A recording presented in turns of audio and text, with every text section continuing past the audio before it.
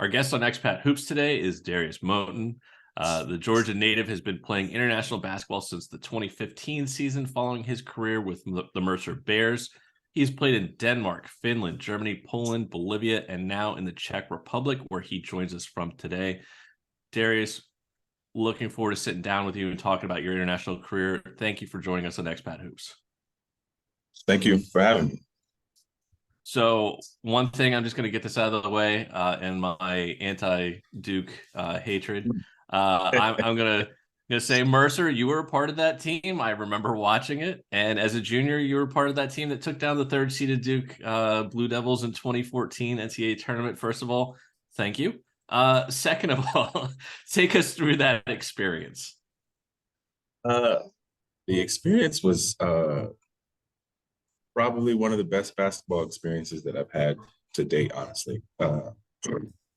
Not so much just because of like everything surrounding it, as far as like the hype of the NCAA tournament, but just kind of like the backstory going into it of like being at Mercer. Even though it was my junior year, it was my redshirt junior year. So I'd been there for 4 years, and most of the guys on the team had been there with me for 4 years. So it was like a culmination of 4 years of getting really, really close, not making it, and then finally making it and making like the biggest splash that our school ever, I guess, had since or before.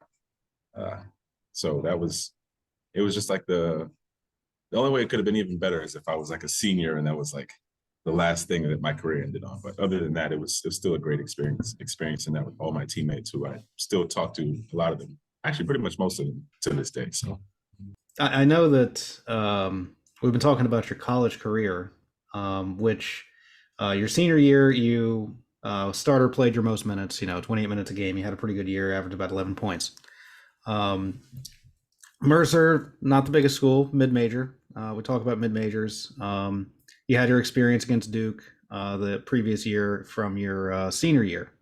I do want to know, as you were transitioning into being a pro coming from Mercer, what was that experience like, having to go through the motions and figure out, hey, is this pro thing going to be viable? What do I need to do to get there? And hiring an agent, that sort of thing. Well, kind of alluded to this a little earlier for our pre-production conversation, but I guess today might be your lucky day. I'm one of the few guys that never really had, like, I would say, serious aspirations of playing professional basketball. I wasn't even sure if I was going to play in college, to be honest with you. I applied and went to Mercer strictly to go there for their engineering program, and I just happened to walk onto the team. Like, I literally called someone that could get in contact with the coaches, kind of asked if I could do like kind of a makeshift tryout, and they thought I was good enough and let me on the team. And honestly, my first couple of years there, I was just happy to be there. Like, I was just, in my mind, because everything leading up in high school was planning for me to graduate college early and start a career as an engineer or something like that. And so in my mind, I'm like, okay, I'm going to be on the basketball team on here, graduate in 3, maybe 4 years, and then just start living my life after that. And after my first 2 years, like, a couple of coaches kind of had a conversation with me. They were like, you're good enough to play here if you want to. And I was like, oh, I haven't really put that much thought into it. Like, they were like, if you want to get better, just talk to us and we'll help you. We'll work out with you and stuff like that. So after my second year at Mercer, I really actually started putting in effort, again, not to play professional basketball, but just to play, period, like to get significant playing time, actually make an impact. And so after the year that we beat Duke, and it's going into my senior year, and this whole time, the first 4 years, I'm a walk-on. So coach, obviously at this point, I know like I'm good enough to play because I played a lot during my junior season. I'm like, okay, I'm definitely going to get a scholarship for my last year. And then like the meeting over the summer, coach is like talking to me, and he literally tells me, he's like obviously, like, you're going to be on scholarship next year. And he says to me, but I think you could actually play overseas if you really want to. And that was the first time anyone, actually, I'm not gonna say it's the first time someone said it to me, but it's the first time that it really stuck in my head. Like, oh, this is something that I can really do, and I should actually try to do. So really my senior year of college was when it first kind of really entered my mind as a possibility, because I was I was actually considering before my senior year of getting an internship during the summer so I could get some kind of job experience. So after I graduated, I would have a good chance of getting a job, because that's what all my classmates were doing, because I was a mechanical engineering major. So it just kind of, I honestly would say, it just kind of fell into my lap, where my coach said I was good enough. I put in the work and the effort, and then as the season went on, agent stuff started contacting me, and eventually I signed with an agent, I think after the season was over with. And I'm not gonna say the rest is history, because a lot of stuff happened after that, but that's kind of what started my journey as being a professional basketball player. I won't say that you are the only player that didn't necessarily enter college with aspirations of being a pro, but I will definitely say that you are the only guest we've had so far that went from walk-on to pro. I think that's a pretty unique story, for sure. Yeah, when I tell a lot of my teammates that, they're like, "You were a walk-on?" I was like, "Yeah." like, I, Yeah, I literally just showed up one day and was like, "Hey, I want to play basketball." And coaches were like, "Who is this guy?" Have you considered basketball? So it's actually interesting that you were mentioning, your prior plan had been to do an internship essentially your senior year. But one of the things I think was interesting about your career is we're going from the period of time where you're looking at becoming a pro and becoming a pro. And I'll circle back to this in a moment. It looks like you kind of did one of your internships while you were overseas, actually. So in Denmark, that's where you wind up with your first job. So take us through what it was like in terms of when you're going through your first offers to wind up in your first spot in Denmark, what your first, actually it was 2 seasons were like there. And if you would kind of cover the internship while you're there as well.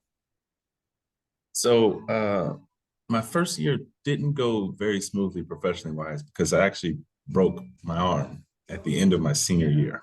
So I technically finished the season hurt with a broken arm. And as a basketball player, no one wants to sign up for a guy that the last time they saw play broke his arm.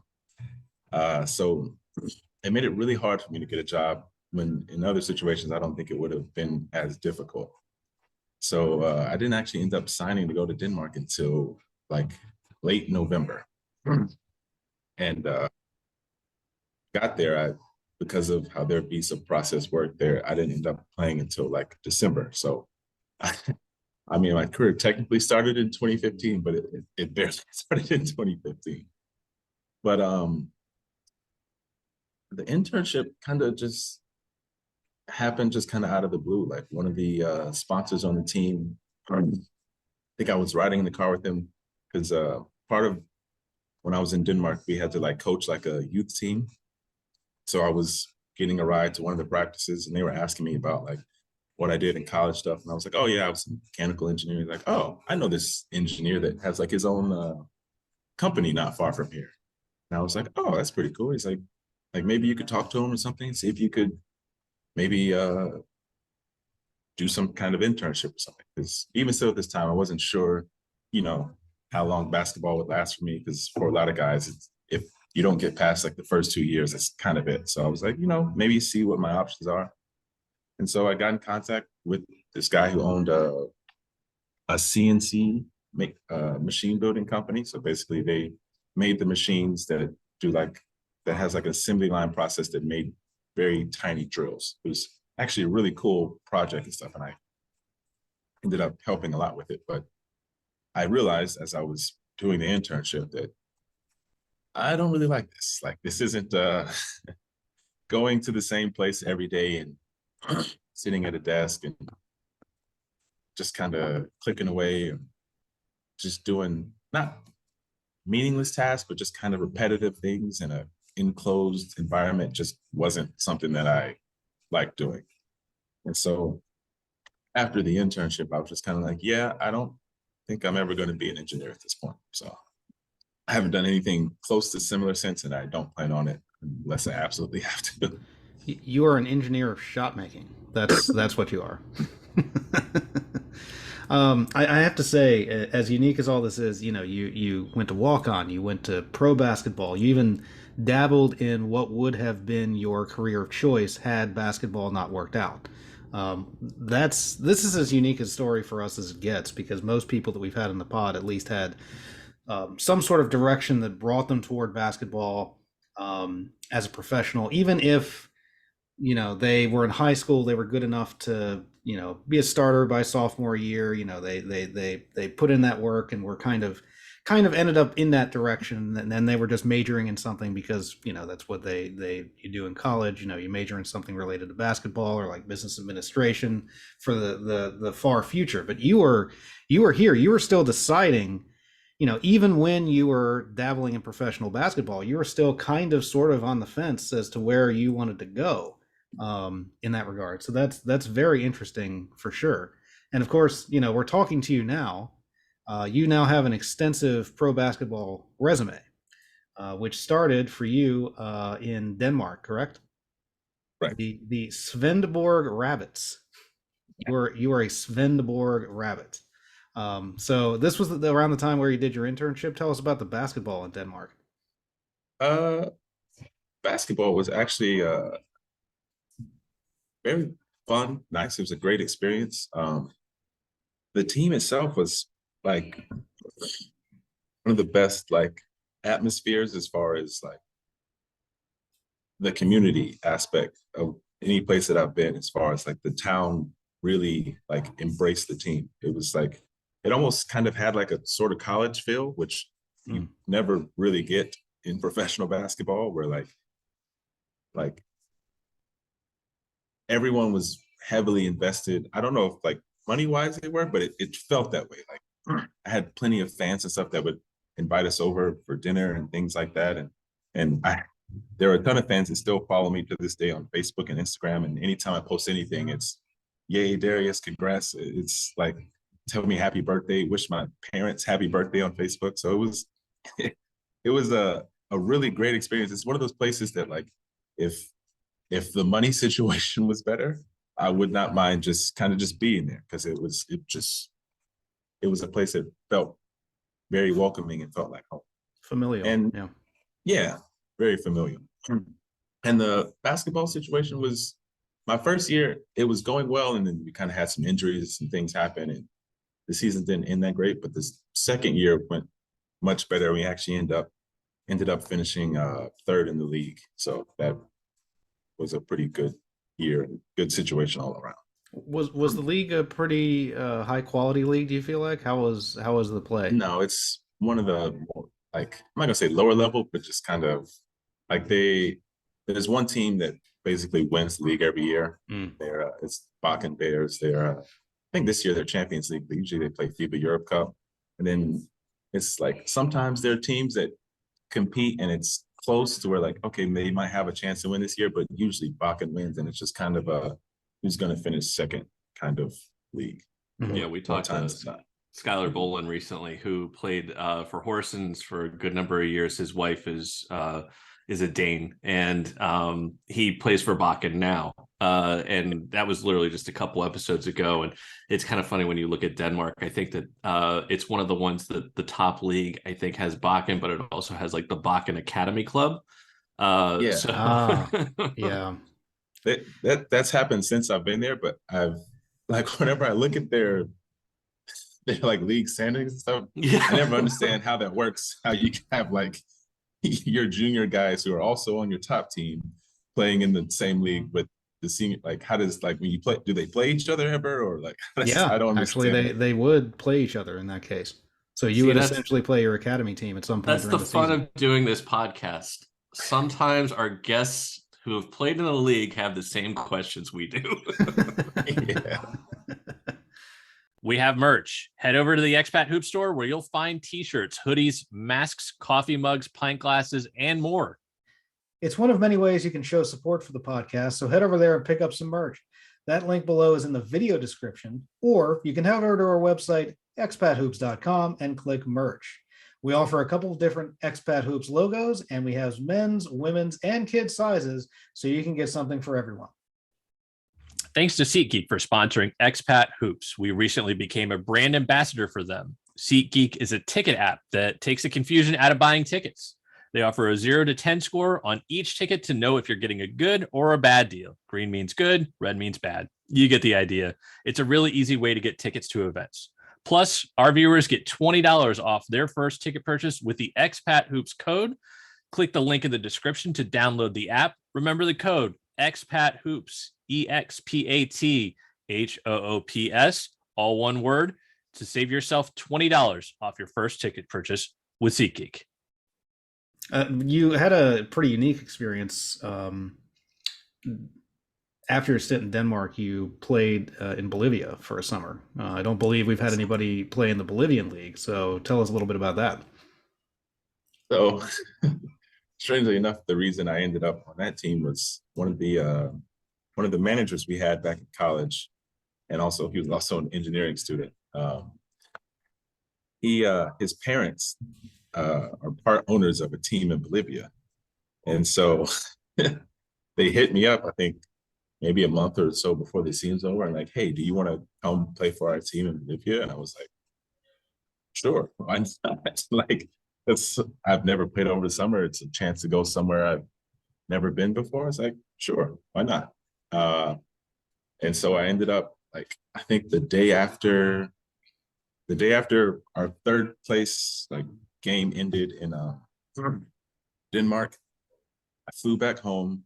I was home for I think 16 hours. I went to Chick-fil-A, Waffle House, Krispy Kreme, and then flew out to Bolivia and immediately started practicing and stuff. I think we had a game that week, and it was definitely a different experience. Like, I don't know if you guys probably know because you talk to those people, but South America is not the same as Europe in terms of how they play basketball. No. What We've had some people play in Uruguay, the Mexican leagues, which is a decent league, but the experience down there is definitely different.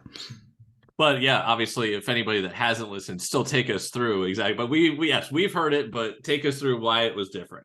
So European basketball is more team oriented. It's move the ball around, let's get the best shot we can, let's look for mismatches. Like, generally speaking, you don't see many guys average more than 20 points a game in Europe, and if they do, a lot of times they're on a bad team.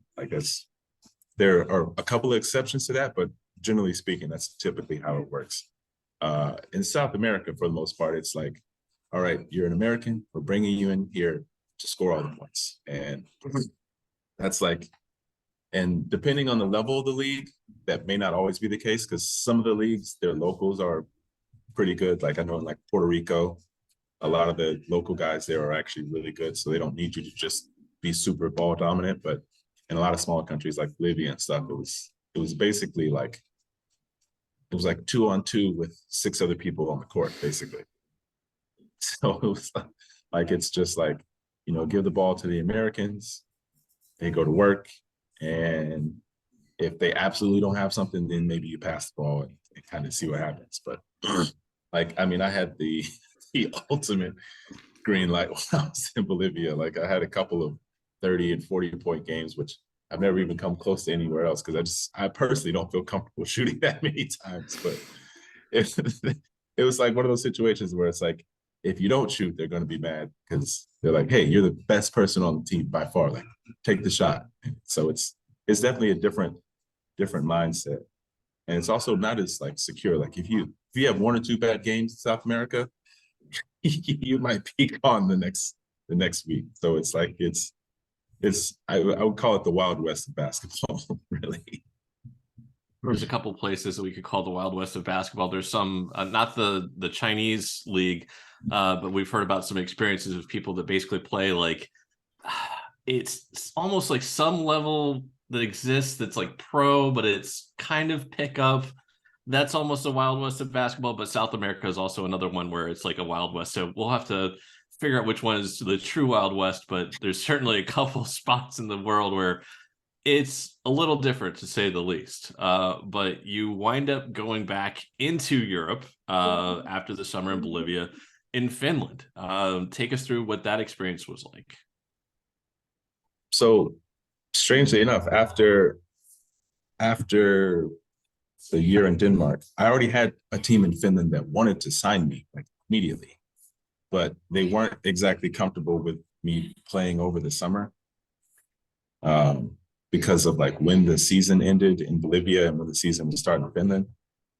Which, looking back on it, I don't know why they were so worried, because the season in Bolivia, I think if we won the championship, would have ended in September. And like, even if I'm not there to practice the first couple of weeks, a lot of those first couple of practices are really just kind of getting in shape. So it's like, I'm going to go from already playing, I'm going to be in shape already. I don't understand why it'd be an issue for me to come 2-3 weeks after everybody, because I still have like a month to learn the plays. But so that team didn't end up signing me. And then I actually got a high ankle sprain. And so I ended up being out for like 4.5, 5 weeks, I think. And I don't think anybody exactly knew I had a high ankle sprain exactly, because it like, you guys had a hard time, I guess, seeing that I even played in Bolivia. So I know that the information of like me being hurt and stuff wasn't exactly out there. So it wasn't like that was stopping teams from signing me. It was just that like at that point, it's already mid-August. A lot of times teams have already signed guys. And I had a team at that time that was going to sign me. I signed the contract, sent it back to them. And then I'm like, okay, I'm waiting on my tickets. And then 1 day passes, 2 day passes. I'm like, call my agent. I'm like, hey, like, what's going on? He's like, I don't know. He calls them back and they're like, yeah, we're not going to sign it now. We're just going to go into the season with 2 Americans. And they were like, okay, cool. So I'm just chilling at home again for another month. And then like, this is like mid-September now, towards the end of September. And then the same team calls me back because they're like, okay, we can't do this. We need to sign 2 more guys, because they tried to go through like, they were a team that just moved up from like the second division to the top league. And they were trying to basically just keep the same team they had and see if they could win games and stuff. And it wasn't working out. So they signed me the last second. I fly over, I think on a, oh yeah. I left on a, basically like a Friday. No, I left on a Thursday. The flight, was overnight, so you don't get there till Friday. I land in Germany, flight's overbooked. So they pushed me back on a later flight. It's fine with me because I get 400 euros from the airport. I'm like, cool, whatever. I don't get there until midnight of Friday, and we have a game on Saturday. Oof. That's rough. So, yeah. So I'm jet lagged, haven't practiced with anybody. I don't know any plays. Immediately get off a plane and start the season in Finland. And despite how crazy that season started with all the signing, not signing, and stuff like that, I actually really enjoyed my time there. It was a great place to be. She wasn't my wife at the time. She was just my girlfriend, but this was the first year that she lived with me, and we lived in a city called Espoo, which was probably a 10-minute train ride outside of Helsinki. So we were in a nice area. It was great. I don't know if you guys have ever been to any of the Scandinavian countries. Have not had the pleasure yet. It's on the list. Open to opportunities. Anybody that's listening. Very nice place to live. Super clean. Like everything functions well, runs well. Very expensive, but like when you find out why it's so expensive, it's like, oh, okay, that makes sense. Like they're very good social system. It's like it's if it wasn't so cold, it'd be the perfect place to live. I'm sure a lot of Finns say the same thing in their dark humor all the time. If it wasn't for the cold, everything here would be absolutely perfect. So you go through your first stint in the Finnish league. We'll be back there eventually. However, next up is Germany. It looks like your first season, you were brought in during kind of a bad campaign for your team last year in the Bundesliga for that first team. For What was anybody that that like? can't see it, he's like we're doing it. Where you can only see one person on the screen at the same time, but the facial reaction was priceless. It sounds like an interesting story here, so I'll let you go with it. Yeah, so the team I was on in Finland, I signed to go back with them the next season. Hmm. This is gonna I'm trying not to make this too long, but so the owner of our team also owned a hockey team, and he didn't want the hockey team. So and he was trying to sell it, but nobody would buy it. So he just bankrupted the team. And because Okay. we were affiliated with the hockey team, we also went bankrupt. But he wanted the basketball team, right? Yes, but he But to get couldn't rid of the hockey separate them. team, he had to bankrupt both teams. This seems Yes. unusual, especially for a Scandinavian. You'd feel like it would be the other way around. Well, apparently this guy was kind of a shady business person. No kidding. Oh, overseas. Oh, never heard this before. Okay. Who didn't exactly, I don't even know if he actually lived in the country, because like there was some like legal issues. But yeah, so he bankrupts the team before the season ends. I was never worried about getting my money though, because in Finland, all your salaries are backed by the government. So it was like either the team's going to pay me or the government's going to pay me. That's cool. But Wow. kind of messed up my plans for the next year. And so I also changed agents, I think, over the summer as well too. And so like I'm kind of in this weird in between of like trying to go back to Finland, where we really liked it, where we wanted to go back, where my wife had a job set up and everything. It was like perfect situation for us. But because the team went bankrupt, they couldn't just like pass the license to another team that was in the same area.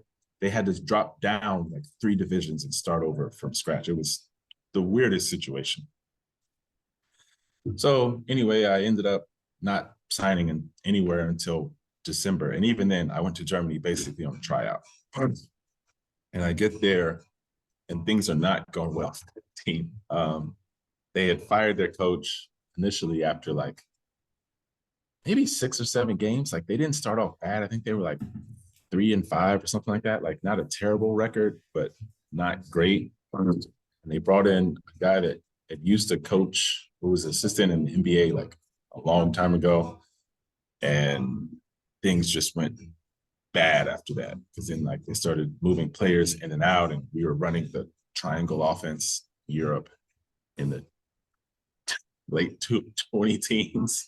So that wasn't working. And we ended up going, I think, on like a 15 or 16 game losing streak. Oh. I want to say it might have either we broke a Bundesliga record. It was either for the longest losing streak, or it was in our coach's last game before he resigned. We gave up the most points in the first quarter in BBL history. I think a team scored like 45 or 50 on us In a in quarter. the first quarter. In the first quarter of the game. Oh, okay. Yeah. And I think we ended up losing that game by 50. I don't know. It was probably the worst loss I've had since high school. And I would say so. I hope so. Yeah. Yeah. And then after that, he resigned. And then our assistant, who had coached in Germany before, but like in Pro A, took over, and things immediately got better. We ended up, I think, going 5-5 to end the season, but we needed literally just one more win and we wouldn't have got relegated. And I think in the 5 losses we had, I want to say 4 of the losses came on the last play of the game. Ugh. So like we were like literally a bounce or a tip pass or just a little extra flick of the wrist from not getting relegated. And it was just that whole, I was only there really for half the season. That whole half the season was just not great. But that was the year that I got engaged to my wife. So that was a positive. Off the court highlight of the year. Yeah, exactly. It's a good thing you salvaged it. Had to do something. And so at this point, after the season ended in May of 2019, you had some non-basketball related experience for Yeah, a we brief talked about period. this little off the pod, and I Indeed. think it's becoming more crystal clear as to why you were where you were mentally at that point. Obviously, the engagement is great news, but coming off a season in which you know, in the Bundesliga, that's a positive, but at the same time, everything that kind of happened to that point, you like, Tony said, you wind up with a non-basketball position at Walmart. So take us through kind of like exactly like from where, it ends with Bremerhaven down to, where you were, and then, kind of getting back to Finland as we kind of alluded to. Well, just kind of the in between kind of thing again of like where like this was like a time where it's like, okay, I'm looking for money or opportunity, or like the year I had in Bremerhaven wasn't that great. So it wasn't like I was like, no teams in the BBL wanted to sign me or anything. I wasn't like, oh, okay, like, oh, maybe we could see promise in this guy. I was just like, he was a player on a bad team. Like, I don't think anybody even looked at me twice. Like I had some situations where I like one situation where I was going to go to a team, I think in Bulgaria, that was playing FIBA Europe. My agent had negotiated salary and stuff like that. And then when they sent me the contract, the numbers were different. And my agent was like, yeah, we're not gonna tolerate. So that kind of got axed out, and then just kind of got into like you can always sign somewhere up until the season starts. And then kind of once the season starts, then you're just kind of hoping that, unfortunately, that like, hey, I hope somebody maybe gets hurt or something happens where they get cut, and kind of just find yourself at that point waiting until basically the national team break in November, which is when a lot of teams make moves early in the season if something isn't working out. So I'd already told myself, like, hey, if I don't have a job by like, I think October or something like that, I'm going to get a job here, like just doing something. I'm still going to like work out and stuff because never know what happened, but I need to not be not making money. I need to make some money because like I said earlier, one of the most expensive things is not having a job, just being at home. And so applied to a couple places, and Walmart was the easiest one to get a job at. And so I just got a job as basically stocking groceries. And I think I worked that for felt like forever, but I think it might have only been like 2 months. Because I think I got the job at the beginning of October, maybe. And I ended up leaving for Finland the week after Thanksgiving, or the weekend or the week after Thanksgiving. And I only remember this because like one of my last days of work was on Thanksgiving. And we had this policy that if you were like a lot of places have like this absence kind of system of so many absences can get you like a warning and then fired and stuff like that. So we had this like policy of like, I think if you were more than 15 minutes late, it was worth so many points. And the points basically stayed the same up until you missed half your shift. So I had to work, I think, from 4 to 1 on Thanksgiving. And I was like, I want to spend Thanksgiving with my family, because at this point, I kind of knew that I was about to go somewhere. So I basically just skipped the first 4 hours of my shift, called in like, hey, I'm not going to be there the first 4 hours. And then just showed up for the second half, basically at 8, after being able to spend time with my family. And then I think I worked 2 more days after that. And I was like, all right, guys, see you later. I'm going to Finland. And they were like, oh, okay. We kind of figured. I was like, oh, well, cool. Thanks. Nice knowing you guys. Well, see you later. Yeah. Like I kind of made it up. I didn't like to talk about myself at work, like stuff like that. Like I didn't tell people I played basketball. They just knew I went to college, and that was basically it. But I guess the management, at least, I mean, it's not hard to know that I played basketball if you look at any of my social media, but so. In our house, when we use a VPN, we are sure to use NordVPN. NordVPN secures up to 6 devices and is compatible with Windows, Mac OS, Linux, Android, iOS, and even your Wi-Fi router. Plus, it's no risk to your wallet. Head over to their website for pricing or contact customer support 24/7. And remember, your purchase is always safe with Nord's 30-day money-back guarantee. Click the link in the video description to use our code and make sure you're secure with NordVPN. And so you went back to Finland. Yes, I went to Basket in Finland. What brought you back to Finland? I know you wanted to. You didn't want to leave there in the first place and go to Germany. Right. So what brought you back to the Finnish league one more time? Just kind of using some connections that I had with some of the coaches that I had previously. Was just basically like, hey man, does anybody need something anywhere? Like, because I was also tired of working in Walmart. I was just like, just please get me out of here. Like, we'll do anything I don't care how much it is. I just want to be playing basketball right now. And so found a place where I could go, and that was the place. And it worked out pretty well for me because I played well there.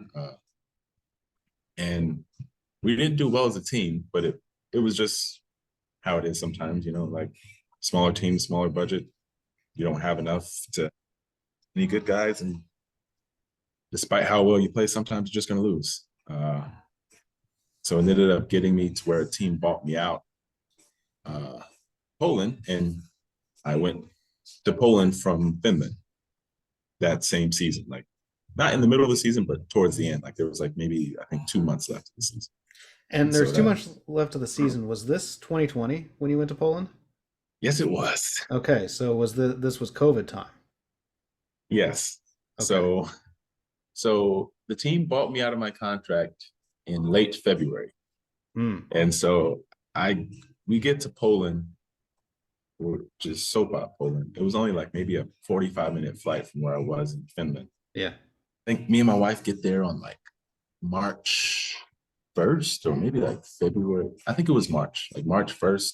I practiced for a couple of days, play a game, play really well. We win the game. And later, this season is postponed for COVID. Swell. Yeah.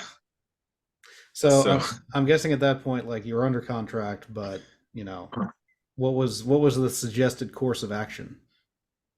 So, some of my teammates, like once the COVID thing kind of started happening, because at first the season was just postponed for 2 weeks because they had no idea. Like when everyone knows when COVID first happened, just like our naive period at the beginning of COVID when we knew nothing and we're like, oh, it's only going to be 2 weeks. Yeah, we're gonna shut the season down for 2 weeks and then everything will be fine. Back. So like some people were like, we'll just stay here and wait out. It's just 2 weeks. And other people were like, nah, I want to go home. And so a lot of our teammates that I just met, they went back home, like immediately. Like, like we were supposed to hang out with them one night, and like my wife was like texting like, so are we hanging out? And then like the next day they like messaged my wife, was like, sorry, we're at the airport. Like they had a whole family and they had to pack and everything. So like they literally got out as soon as they could. And me and my wife, who had just been in Finland in a not so great situation, like not the team, but just like our living situation wasn't what we wanted. And our back home living situation wasn't the greatest either.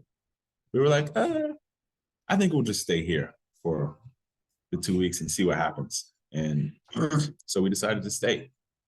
And then the 2 weeks turned into 2 months. And we were like, it's really nice here. And they said they have their apartment until the end of May. So it's like, they already paid for it. It's like, we might as well just stay here. Like, it's pretty safe here. Like, we don't, like, we got a car, got a nice apartment. We're 5-minute walk from the beach. Like, let's just chill here. So we decided to stay. While I was there, I signed to come back for the next season. So the team kind of basically asked us, they were like, so we can fly you home and fly you back, or you guys can stay here for the summer and we'll pay for your apartment and stuff. And we were like, we'll stay here. Because like at the time, this is when people are really starting to see, okay, COVID's going to last a while, and America is not really reacting that great to it. Like, you got all the toilet paper and the paper towels disappearing from the shelves. Back home, they don't even have toilet paper. Let's stick around here. You got people like, you got half the country that's like, okay, let's lock down. Another half the country is like, you're going to have to kill me to make me stay at home. And we're just like, you know what? We're going to stay here because in Poland, everybody kind of took the lockdowns pretty seriously. We were pretty locked down for about 2 months to where like you couldn't really go outside. If you did go outside, it had to be to the grocery store. There were the lines at the grocery store where like only a certain amount of people can be in the grocery store, and they had the special hours for senior citizens and stuff like that. But then after about 2.5 months, because everybody basically did what they were supposed to, the COVID numbers were like ridiculously low. I remember looking at like, because I would keep track of like what the numbers were like in Georgia, which had which I think we have a population of like 8 million. And then what the COVID numbers were like in Poland, which has a population of 40 million. And the Poland number was always like 3 or 4 times lower than what the Georgia number was, even though we had and just to be clear, because this is an international podcast, you're talking about the state of Georgia. Correct? Yes, not the country. In the United States, yes. Yes. And so we were like, you know what? We might be a little bit safer here. And everything was wide open in the summer in Poland. So we actually got to enjoy the summertime on a beach in a nice area. It was amazing. It was something I'd always wanted to do. I'd always wanted to spend a summer in Europe, and I got to do it for basically free. So yeah, it's nice because the team sounded like they really took care of you. Like, that wasn't necessarily the case with some other people in their COVID seasons when their season got shut down. They were waiting to see, am I going to get the rest of my contract? Am I going to get paid for my time here? How long do I have to wait? Am I going to be able to get back in the country? All that sort of thing. Your situation was pretty chill. It bears a little mentioning here too. This is a club that has popped up a few times on this podcast as being very good to the players that have played there, and they've really enjoyed their stint with that particular club. So interesting that you kind of have a unique experience because of the timing of it, but it is a club that we've heard several things about before that treats their players well. Yeah, hands out, probably it was the best overall experience as far as basketball, the management, the city, fans that I've experienced as a pro so far overseas. And obviously I signed back again to go there another year, and that year didn't go the way we planned, I guess, as a team. And so, yeah, I don't know. If I could be, I'd still be there now, but sometimes it doesn't work out that way.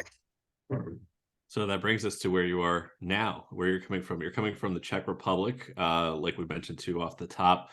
What were things like in terms of the opportunities and deciding to come to a country that you, at least professionally, hadn't been before, and how that experience is going for you so far this season? Well, I think part of the reason that, well, at least that I ended up here and probably not in Poland again, was mostly I didn't even really think about it, but last year I ended the season hurt. I tore part of my quad. I was like this close from completely tearing it, and I basically missed like the last 3 months of the season. And so I think that played a little bit into teams having hesitation, and also didn't shoot extremely well last year. So it was just things started off really good last year. It just kind of ended badly. And so going into this season, didn't really have the offers that I would have liked to have, because I mean that happens sometimes. And I just ended up taking the opportunity that was just best for, I guess, me and my family now, because I'm married and I have a son. So it's like like I had offers for sure, but there's some situations just with a wife and kid that you just can't take. Can't. Like if I was a single man, okay, sure, maybe I could do this certain situation, but with a wife and kids, no. Like I need I need like at least like a bedroom and a living room situation. Like I can't be in a one room place with no car and you give me a bike, and like there's just certain things that I just can't do at this point.